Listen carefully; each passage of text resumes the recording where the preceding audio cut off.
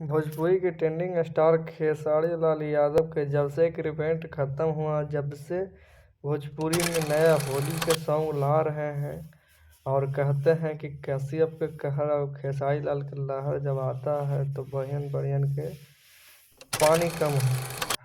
तो यही बात है कि जब खेसारी लाल यादव नदी है, नदी में पानी कम हो सकता है लेकिन धारा कभी कम नहीं हो सकता है।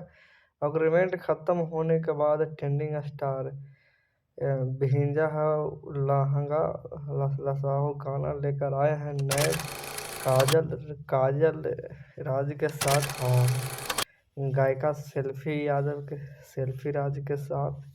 ये सॉन्ग लाजवाब सॉन्ग, कितना लाजवाब गाना सुन के आप लोग कैसा है कमेंट।